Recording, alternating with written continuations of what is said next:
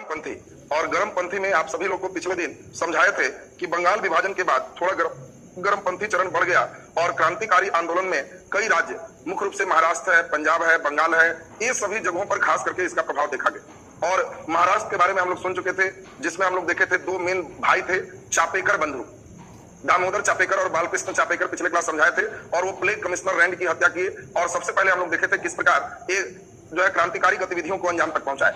फिर हम लोग देखें इसके बाद सावरकर थे, विनायक सावरकर, इन्होंने अभिनव भारत समाज की स्थापना किया और इन्हीं के एक सदस्य थे कान्हारे, और उसने एक मजिस्ट्रेट है नासिक के जैक्सन हत्याकांड का अंजाम दिया। और महाराष्ट्र में प्लेग कमिश्नर रैंड और जैक्सन हत्याकांड दो खास करके गर्मपंथी का बहुत इंपॉर्टेंट कार्यक्रम रहा।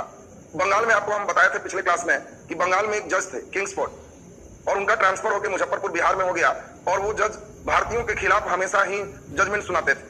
उसी प्रकार के सजाए आप अगर गुनाह किए हुए अंग्रेज रहे तो उनकी सजा कम देते थे और भारतीयों को अधिक सजा देते थे। और इसीलिए प्रफुल्ल चाकी और खुदीराम बोस ने उनकी हत्या का प्रयास किया, लेकिन बग्गी पर जब बम फेंके तो उसमें वे जो है सवार नहीं थे, और इसके कारण हम लोग देखे कि तब यहाँ पे प्रफुल्ल चाकी आत्महत्या कर लिया और सबसे कम उम्र में फांसी चढ़ने वाले आपके खुदीराम बोस हो गए, मात्र 15 साल की उम्र। तब बंगाल में हम लोग देखे थे बंगाल विभाजन के बाद जब भारत की राजधानी कलकत्ता से हटाकर दिल्ली स्थानांतरित की जा रही थी, तो उस समय भारत के वायसराय आपको बताए थे लॉर्ड हार्डिंग थे, और हार्डिंग के जुलूस पर भी बम फेंका गया था। इतना पिछले क्लास में आप बढ़िया से सुन चुके थे। आज के क्लास में हम लोग चंद्रशेखर आजाद से चलेंगे और भगत सिंह तक सुनेंगे, और तब कुछ इंपॉर्टेंट पत्र पत्रिकाओं को हम लोग एक साथ लाइनअप करेंगे और आज कंप्लीट हो जाएंगे इधर के सेक्शन। इसके बाद दो तीन महत्वपूर्ण चीज और है, जिसमें एक है जनजातीय आंदोलन, और जनजातीय आंदोलन के बाद हम लोग देख लेंगे कुछ स्लोगन, नारा और मिसलिनियस जो अगले क्लास में देखेंगे, और उसके बाद मॉडर्न हिस्ट्री आपके कंप्लीट हो जाएंगे। तो चलिए सब लोग हम लोग ध्यान देते हैं। हिंदुस्तान रिपब्लिक एसोसिएशन, इसकी स्थापना 1923 में सचिंद्र नाथ सान्याल ने किया, और फिर हम लोगों ने सुना कि इस एसोसिएशन की स्थापना बंगाल में थी। और पिछले क्लास में भी आपको बताया था कि इन लोगों के पास जर्मन जो निर्मित बहुत बढ़िया जो हथियार थे पिस्तल, उसमें लकड़ी के बट लगे थे, और उसको सीधा भी फायर कर सकते थे और कंधे पर लगाकर निशाना भी लगा सकते थे। और बंगाल में कई घटनाओं को इन लोगों ने उससे कई घटनाओं को अंजाम तक पहुंचाया। और बाद में सचिंद्र नाथ सान्याल ने एक प्लानिंग की। ये प्लानिंग था कि एक अंग्रेजों की गाड़ी थी, उसमें पूरे पैसा लोड होकर के जाना था, और इन लोगों ने प्लानिंग किया कि हम लोग उस गाड़ी को बीच में रोक करके और ट्रेन से पैसा पूरा हम लोग लूट के लेके चल देंगे। और यह उत्तर प्रदेश में काकोरी स्टेशन है, और काकोरी रेलवे स्टेशन के में ही उसी के पास इस घटना को अंजाम दिया गया, इसीलिए इसको काकोरी कांड के नाम से जानते हैं। 9 अगस्त 1925 को इसमें कई व्यक्ति हुए। एक प्रमुख थे असफकुल्ला खां, प्रमुख आप लोग नाम सुने हैं राम प्रसाद बिस्मिल, जिनका कहना था सर्व फिरोशी की तमन्ना अब हमारे दिल में है, और देखना है जोर कितना बाजुए कातिल में। तो अशफकुल्ला खां, राम प्रसाद बिस्मिल, राजेंद्र नाथ लाहिड़ी, चंद्रशेखर आजाद, ये सब कई क्रांतिकारियों ने मिलकर अंग्रेजों के ट्रेन में जा रहे रुपये को लूटने का प्रोग्राम बना लिया। और जैसे ही रेल लखनऊ के पास पहुंचने वाला था, इन लोगों ने बीच में ही भैकम कर दिया काकोरी के पास, और काकोरी के पास इन लोग भैकम करके ट्रेन में रखे हुए जो खजाना थे उसको लूटे, लेकिन गलती से उनके शॉल छूट गए। एक गोली की हत्या भी करनी पड़ी, उसके गोली निकले, और वो गोली से ही अंग्रेज समझ गया कि ये जर्मन निर्मित जो हम लोग का पिस्तल है, जिससे कलकत्ता में कई कांड हुए हैं, उन्हीं लोगों का ये किया हुआ है। और घटना में शामिल कई लोगों से बहुत ज्यादा इसमें लोगों को शामिल कर दिया गया कि इसमें किए हैं। और इसके बाद तब सभी लोग को, मुख्य रूप से अधिकांश लोग को फांसी दी गई। तो इसमें फांसी के लिए आपको ध्यान रखना है 9 अगस्त 1925 को इन लोगों ने काकोरी कांड किया, और इसमें फांसी में राम प्रसाद बिस्मिल, अशफकुल्ला खां, राजेंद्र नाथ लाहिड़ी, ये सभी को फांसी हो गई। चंद्रशेखर आजाद मुख्य रूप से इस घटना में वो भी शामिल थे, लेकिन उन्होंने प्रण लिया था कि हम जीते जी अंग्रेजों के हाथ नहीं लगेंगे, और इसीलिए चंद्रशेखर आजाद भागे हुए थे। इन पर इनाम भी घोषित हुआ, लेकिन एक बार इलाहाबाद के अल्फ्रेड पार्क में चंद्रशेखर आजाद घूम रहे थे। ये घटना 27 फरवरी 1931 को है। अंग्रेजों तक किसी ने सूचना पहुंचाया कि चंद्रशेखर आजाद अल्फ्रेड पार्क में है, और इनको चारों तरफ से घेर लिया गया। इन्होंने अपने पिस्तल से 6 गोलियां उसमें थी, प्रत्येक गोली से एक अंग्रेज को निशाना लगाया, और जब अंतिम गोली बच गया तो ये समझ गए कि अब अंग्रेजों के हाथ में हम पकड़े जाएंगे, इसीलिए इन्होंने अपने गोली से अंतिम खुद आत्महत्या कर ली। और चंद्रशेखर आजाद के मरने के बाद भी अंग्रेज इन पर गोलियां चलाए, और तब चंद्रशेखर आजाद खुद अल्फ्रेड पार्क में मारे गए, शहीद हो गए। तो आपको यहाँ पे 2-3 इंपॉर्टेंट घटना आपसे पूछा जाता है। चंद्रशेखर आजाद की मृत्यु अल्फ्रेड पार्क में हुआ। ये अल्फ्रेड पार्क कहाँ है, तो आपको ध्यान रखना है इलाहाबाद। फिर आपको होता है कि अशफकुल्ला खां, राम प्रसाद बिस्मिल और राजेंद्र नाथ लाहिड़ी को किस घटना में शामिल होने पर इन लोगों को फांसी दी गई। तो आपको ध्यान रखना है काकोरी कांड, और काकोरी कांड में आपको हमने बताया कि इस कांड में ट्रेन डकैती किया, अंग्रेजों का जो खजाना था इन लोगों ने यहां लूटने का काम किया। अब यहाँ पे हम लोग इंपॉर्टेंट अब सुनने जा रहे हैं भगत सिंह को। भगत सिंह एक मेन इंपॉर्टेंट क्रांतिकारी हैं, इनसे रिलेटेड भी कई प्रश्न रहते हैं और इसलिए भगत सिंह पर सब लोग पूरा ध्यान दीजिए और भगत सिंह को हम लोग एकदम क्लियर करिए। देखिए, भगत सिंह शुरुआत से ही क्रांतिकारी किस्म के व्यक्ति, जन्म 1907 में, कहा जाता है कि ये सिर्फ 12 साल के थे जिस समय जालियांवाला बाग हत्याकांड हुआ। और जालियांवाला बाग हत्याकांड, जालियांवाला से ये पंजाब में ही रहते थे, इनका घर काफी दूर था। उस घटना को देखने के लिए 12 साल की उम्र में ही पैदल चले आए। इनके पिता का नाम सरदार किशन सिंह और माता विद्यावती कौर था। भगत सिंह धीरे धीरे जब बड़ा हुए तो इन्होंने एक संस्था बनाया, नौजवान भारत सभा। बाद में इन्होंने नौजवान भारत सभा को चंद्रशेखर आजाद के जो हमारे संस्था था उसके साथ मिला दिया। तो नौजवान भारत सभा इनके संस्था का नाम है भगत सिंह का। और भगत सिंह, अब इंपॉर्टेंट बात हम लोग 2-3 समझिए। भगत सिंह पंजाब में थे और इनके मेन पंजाब में गुरु थे जिनका नाम था लाला लाजपत राय।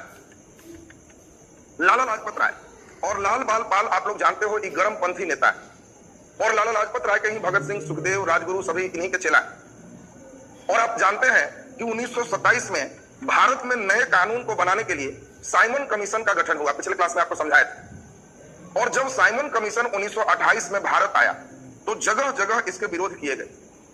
और यही 17 दिसंबर 1928 की बात।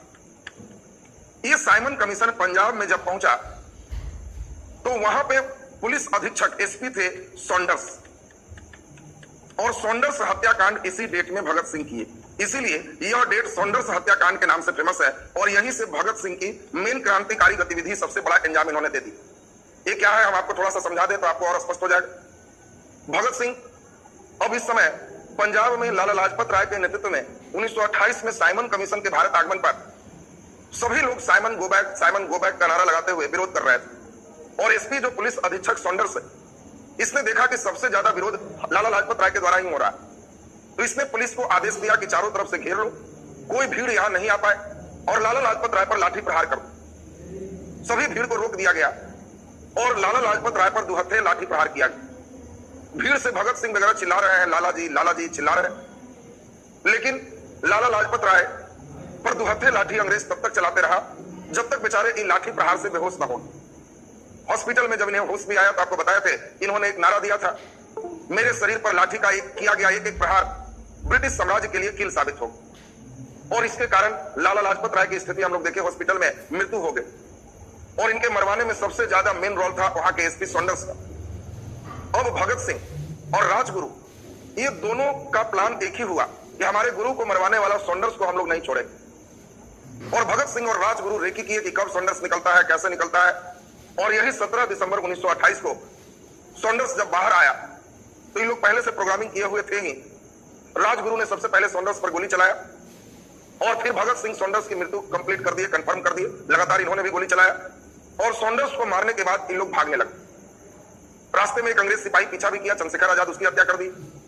लेकिन अंग्रेजों ने यह जानकारी लिया कि कुछ नौजवान लोगों ने सॉन्डर्स की हत्या किया है। अब सोचो, सॉन्डर्स एसपी है, एसपी की हत्या अगर आज यहां छोटा दरोगा की हत्या होती है तो गांव में, पूरे गांव में छापा लग जाएगा। और ये तो एसपी है और उसकी हत्या भगत सिंह और राजगुरु ने मिलकर कर दिया। सभी जवान लोगों को पकड़ा गया और सबको पकड़ के लाया गया। भगत सिंह को पकड़ा के आए हैं, कई निर्दोष भी पकड़ा के आए हैं। सबके माता पिता साथ में आ रहे हैं, रो रहे हैं कि मेरा बेटा कुछ नहीं है। चीन में लेकिन अंग्रेज लाइन से पीट रहा है। माहौल ऐसा बन गया कि अगर इस समय भगत सिंह कह देते कि हम ही मारे हैं तो बाकी महिलाएं उनको मारना शुरू कर देती कि मेरा बेटा पिटवा रहा है। सबको याद नहीं प्रकार से है, और इसलिए भगत सिंह भी लाठी खाया और बताया कि हम नहीं किए थे और ये भी निकल गए। शासन है पहले 4 ही सिंह और राजगुरु की सब कुछ पकड़ाए नहीं। तो सॉन्डर्स हत्याकांड कर करके भी पता नहीं चला कि यही लोग मारे हैं और आराम से नवीकों के साथ पिटाते हुए निकल गए। लेकिन भगत सिंह को लगा कि हम लोग इस काम को किए हैं, आज इस स्थिति में भी नहीं है कि कह सके कि हम ही लोग किए हैं। अगर कह भी देंगे तो कई भारतीय ही खिलाफ हो जाएंगे कि मेरे परिवार को क्यों फंसवाए। कुछ दिनों के बाद अंग्रेज उद्योगपतियों के हित में एक अधिनियम लाने जा रहा था संसद भवन से, पब्लिक सेफ्टी बिल। और पब्लिक सेफ्टी बिल ये उद्योगपतियों को काफी अधिकार दे रहे थे और गरीब मजदूर के अधिकार छीने जा रहे थे। और ये पब्लिक सेफ्टी बिल से मजदूर लोग जब सुने कि आज संसद में पब्लिक सेफ्टी बिल पारित होगा जिसमें मजदूरों के कई अधिकार छीने जाएंगे, सभी मजदूर बड़ा उदास थे। और पहले ही भगत सिंह ने एक प्रोग्राम बना लिया अपने साथियों के साथ कि हम लोग जिस दिन पब्लिक सेफ्टी बिल पारित होगा उस दिन संसद भवन के असेंबली हॉल में बम पटकेंगे। सेम समय इधर पब्लिक सेफ्टी बिल पारित होगा और हम लोग बम पटकेंगे। मीटिंग में साथियों ने कहा कि हम लोग बम पटकेंगे तो पकड़े जाएंगे, तब क्या होगा? तो भगत सिंह ने कहा कि हम लोग ऐसे जगह पर बम पटकेंगे जहां कोई व्यक्ति ना रहे और हम लोग भागेंगे भी नहीं, पकड़े जाएंगे। और जब अंग्रेज पकड़ने आएगी तो हम लोग कहेंगे कि हम मारने के लिए बम नहीं पटक रहे थे, हम बाहरों को सुनाने के लिए बम पटक रहे थे कि यदि मजदूरों के खिलाफ कोई भी कानून लाओगे तो मजदूर का कई बेटा है जो इसका विरोध करेगा। और अंग्रेजों का नियम था कि यदि बम पटकने का उद्देश्य, गोली चलाने का उद्देश्य किसी को जान मारना नहीं है, केवल डराना है, तो उस कंडीशन में मृत्यु दंड नहीं दिया जाएगा, कुछ वर्षों के जेल होगी। और यही चीज भगत सिंह को सबसे अच्छा लगा कि जब कुछ वर्षों का जेल होगा तो जेल से ही हम लोग जितने भी प्रेस वाले हैं उनको अपना रिलीज दिया करेंगे और मजदूर कम से कम समझेंगे कि हमारे हित में ये जेल में है, तो हम लोग मजदूरों के बीच लोकप्रिय हो जाएंगे। और यही प्रोग्राम से भगत सिंह, सुखदेव, राजगुरु ये सभी मिलकर के संसद भवन के असेंबली हॉल में बम पटकने की योजना पर हामी भर दिए और 8 अप्रैल 1931 में तो फांसी है, 8 अप्रैल 1929 को इन्होंने जैसे ही पब्लिक सेफ्टी बिल पारित होने की बारी आई, इन्होंने अपने बैग में से बम निकालकर पटकना शुरू कर दिया। और जैसे ही बम पटके भगदड़ मच गया, पब्लिक सेफ्टी बिल पारित नहीं हुए, सभी लोग भागने लगे। भगत सिंह भी चाहते तो बम पटक के भाग सकते थे, लेकिन वे भागे नहीं। हाथ में अपने कई पर्चा लिए हुए थे, उन पर्चों में लिखा हुआ था साम्राज्यवाद मुर्दाबाद, समाजवाद जिंदाबाद। साम्राज्यवाद का मतलब अंग्रेज भारत पर साम्राज्यवाद फैलाए हुए हैं, कब्जा किए हुए हैं, और समाजवाद का मतलब सभी समाज के लोगों पर ध्यान दो, सब बराबर है। और इस प्रकार पर्चा फेंकते हुए भगत सिंह पकड़े गए। और जब पकड़े गए तो भगत सिंह बहुत लोकप्रिय हो गए।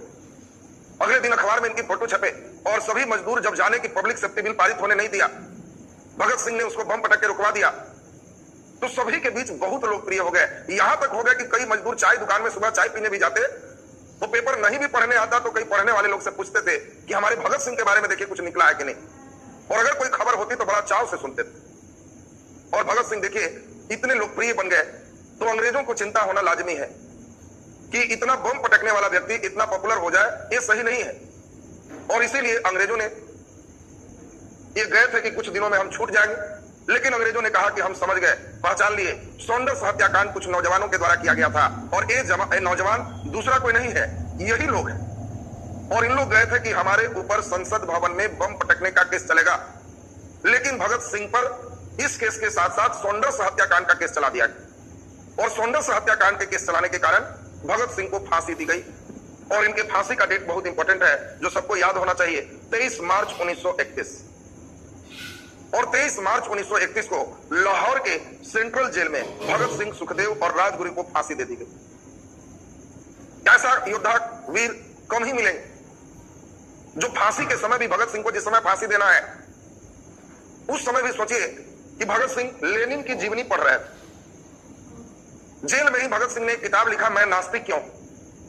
चूंकि भगत सिंह समाजवाद को मानते थे और समाजवादी विचारधारा में, आपको पहले हम बता दें, समाजवादी विचारधारा में धर्म नहीं माना जाता, भगवान नहीं माना जाता।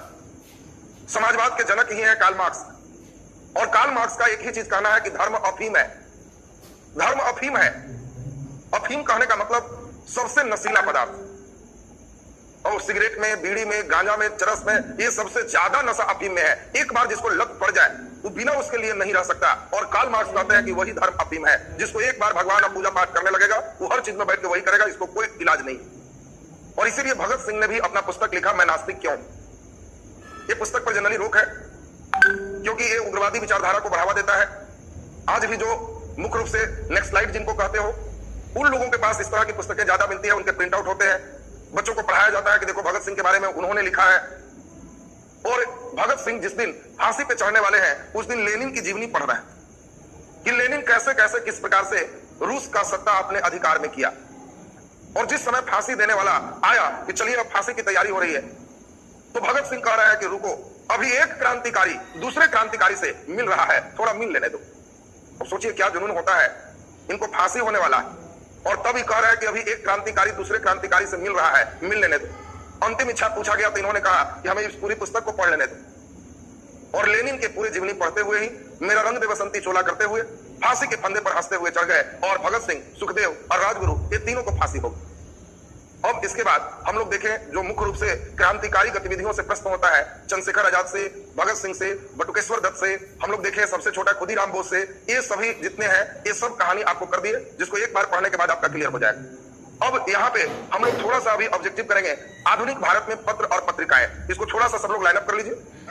इसके बाद तब थोड़ा जनजातीय विद्रोह, थोड़ा स्लोगन, ये सभी हो जाएंगे, मॉडर्न इंडिया आपके कंप्लीट पैक हो जाएंगे। इसके बाद तब जैसी स्थितियां बनती है आप सभी को रूटीन दे देंगे, किस प्रकार की क्या स्थितियां बनती है। अभी पहले हम लोग देखें, पत्र और पत्रिकाएं उस समय एक घाटे का सौदा था, क्योंकि लोग पढ़े लिखे उस समय बहुत कम थे। उस समय लोग ऐसा नहीं था कि अखबार एक बार ले लेंगे तो एक ही दिन में पूरा पढ़ लेंगे। मंथली, पाक्षिक, 15 दिन पर एक पक्ष, शुक्ल पक्ष, कृष्ण पक्ष, साप्ताहिक, इस प्रकार से मुख्य रूप से पत्र पत्रिकाएं निकाले जाते थे और इसमें ये लोग अपनी बातों को रखते थे और इसमें संपादक या संस्थापक आपसे पूछा जाता है। तो एक बार सब लोग को सीधा सीधा हम बोलते जाएंगे, याद होना चाहिए, फिर ढकते हुए एक बार देखेंगे कितने लोग को एकदम क्लियर। बंगाल गजट जेके हिक्की, ये भारत का पहला समाचार पत्र है और जेके हिक्की नाम से ही लग रहा है कि अंग्रेज है, क्योंकि भारतीयों के नाम में बिक्की तो हो सकता है, हिक्की नहीं हो सकता। और ये पहला अंग्रेज है जो भारतीयों में प्रेस की स्थापना किया। बंगाल गजट के नाम से इसने अपने जो है पेपर निकालने, अखबार निकालने शुरू की, लेकिन बहुत जल्द ही ये अपना अंग्रेज था लेकिन भारतीयों के बीच पेपर बेचता था, तो अपने पेपर में अंग्रेजों का ही शिकायत कर दी और इसके कारण अंग्रेज इनका बोरा बिस्तर सब बंद कर दिए और चला दिए लंदन। मतलब खुला कुछ दिन चला, बंद हो। धीरे धीरे इन्हीं के प्रेरणा से सब लोग बढ़ते चले गए। अब सभी लोग का एक बार ध्यान दीजिए, संवाद कौमुदी और मिरातुल, पिछले क्लास में भी बोले थे कि इसके संपादक राजा राम मोहन राय। आपको समझाया था कि संवाद कौमुदी और मिरातुल फारसी में लिखे गए थे। अगला है सोम प्रकाश हरिश्चंद्र मुखर्जी। आपको ध्यान रखना है सोम प्रकाश, सोम माने सूर्य के प्रकाश से आपको ध्यान रखना है कि हरिश्चंद्र मुखर्जी, सोम प्रकाश हरिश्चंद्र मुखर्जी। सूर्य के प्रकाश से आपको ध्यान रखना है कि हरिश्चंद्र मुखर्जी, मुख पर हंसी आती है तो हरिश्चंद्र मुखर्जी दिमाग में सेट रखें। अगला नंबर है पायनियर ईश्वर चंद्र विद्यासागर, पायनियर ईश्वर चंद्र विद्यासागर। इसके बाद है अमृत बाजार पत्रिका, मोतीलाल घोष और शिशिर कुमार घोष। यह पत्रिका थोड़ा सा ज्यादा इंपॉर्टेंट है क्योंकि यह पत्रिका बांग्ला भाषा में निकाला जाता है और एक बहुत शिकायत की लॉर्ड लिट्टन का, अंग्रेजों का वायसराय है लॉर्ड लिट्टन, और लॉर्ड लिट्टन का अमृत बाजार पत्रिका इतना शिकायत किया कि वायसराय एकदम जिद पे आ गया कि इसको बंद कर देना है। लेकिन अखबार कैसे बंद कीजिएगा, कुछ ना कुछ दोष रहेगा तब निकाल करके बंद कीजिए। तो लॉर्ड लिट्टन अमृत बाजार को बंद करने के लिए 1878 में एक एक्ट लाया, वर्नाक्यूलर प्रेस एक्ट, और इस एक्ट के द्वारा उसने नियम निकाल दिया कि क्षेत्रीय भाषाओं में कोई समाचार पत्र नहीं छपेगा, जितने समाचार पत्र होंगे केवल इंग्लिश में छपेंगे। और लॉर्ड लिट्टन अब खुश हो गया कि चलो अगला दिन अमृत बाजार बंद हो जाएगा क्योंकि बांग्ला में छपता है। लेकिन अमृत बाजार पत्रिका भी गजब का था, उसे मालूम था कि ऐसा हो सकता है, इसीलिए रातों रात इसने भाषा बदल दी। मतलब आज नियम पारित हुआ तो अगला दिन लॉर्ड लिट्टन सोच रहा है कि बंद रहेगा, तो अगला दिन इसका पेपर इंग्लिश में हाजिर। पूछता है कौन सा अखबार रातों रात अपनी भाषा बदल दिया, तो अमृत बाजार पत्रिका। और अमृत बाजार पत्रिका के संपादक कौन है? Motilal Ghosh. Bombay Chronicle Firoz Shah Mehta, Bombay Chronicle Firoz Shah Mehta. Commonwealth और न्यू इंडिया, आपको ध्यान रखना है, कॉमनवेल्थ और New India Annie Besant, Commonwealth और New India Annie Besant. Independent Motilal Nehru, Independent Motilal Nehru. Al Hilal Maulana Azad, अल हिलाल मौलाना आजाद। इतना दूर तक अभी हम एक बार फाइनल रिवीजन लेंगे आपका, अभी अल हिलाल तक सभी लोग को एकदम याद चाहिए और ये सब घर में याद नहीं होगा, क्लास में ही इतना ध्यान दीजिए कि अभी का अभी एकदम याद हो।